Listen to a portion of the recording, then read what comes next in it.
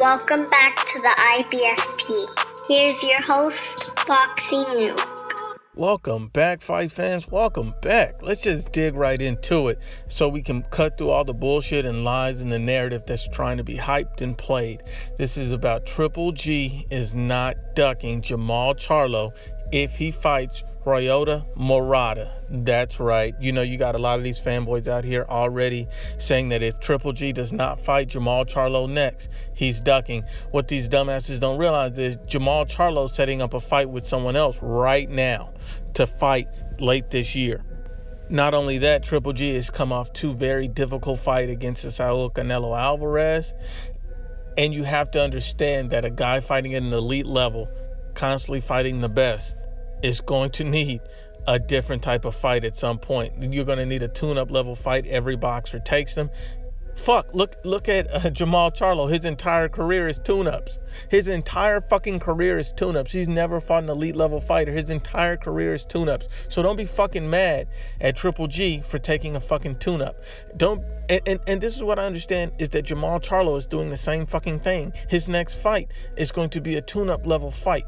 It's going to be a good fight, a step up in competition, but it still won't be an elite or B or A level fighter. It's still going to be a decent fighter.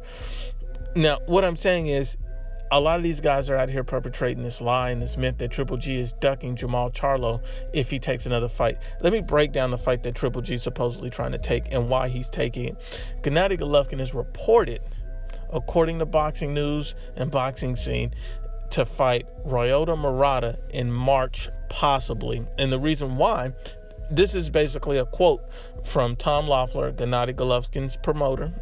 After the Murata fight, if he wins on Saturday, he becomes a very interesting opponent. Gennady has always enjoyed fighting internationally. We know what Triple G brings to the table, and Murata brings monster ratings in Japan, and he is very popular. I would say he has distinguished himself as a front runner if he can win on Saturday night. Now, you have to understand that Triple G is looking for a home between the DAZN app and ESPN and possibly even Showtime. So if he's looking for a home, and the biggest fight to be made now is not Jermall Charlo, regardless of what you think, is Murata. And the reason why Murata is the biggest fight to be made is because he has a huge name and following in Japan. He basically averages anywhere between 15 and 30 million views for his fights on Japanese TV. Think about that. We're not getting those fucking ratings. Terrence Crawford was the highest rated fight in the United States boxing wise for 2018, and that averaged over 2 million views. Imagine what it would be like to have the attention of a nation between 15 and 30 million views. That would be fucking insanity. So you can't be mad at Triple G for wanting the hugest spotlight, the biggest payday.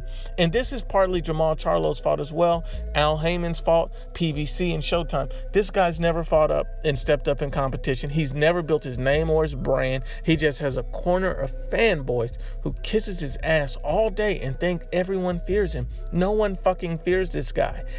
It's plain and simple. Triple G is looking at potentially taking a big payday, a huge international fight, and building his brand globally. Boxing is more than just North America. Boxing is a global sport. And that's why Canelo went to DAZN, because he's going to become a global icon. The same as Anthony Joshua. And that's what Triple G is trying to do. These guys want to do huge numbers internationally. They want to grow their fan bases. And they want to make as much money as they can because they're taking a shit ton of punishment.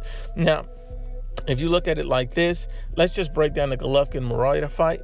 And let's just see what could possibly come of this and why.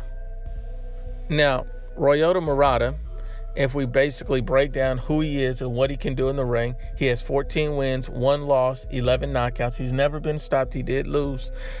His 1 loss came against Hassan Nadam, and basically that was a split decision over 12 rounds. He avenged that loss by stopping him in the 7th round in his very next fight, so that was a great thing. Now, he did lose that fight to what many people believe was a lesser opponent, but now he's fighting a Rob Brandt, who's 23-1, who's a very talented fighter compared to Murata, and also compared to Hassan Nadam.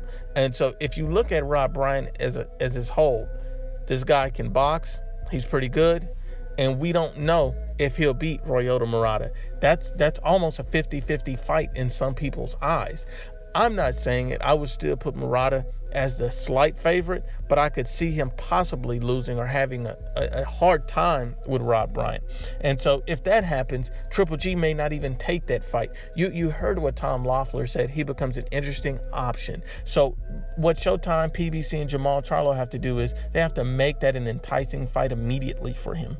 And if not, then that makes sense for Triple G to take this fight next. And if Triple G does not take this fight next, the Jermall Charlo fight next, and he fights Murata and he moves on, and then he could still turn around and fucking fight Jermall Charlo. Let's be honest, Jermall Charlo is probably not going to be next for Canelo Alvarez. He's not built up his brand, his name. He only has a circle of fanboys who kiss his ass. That's all he has. He's never been in any highly anticipated fights, and he's never proven us that he's anything more than hype.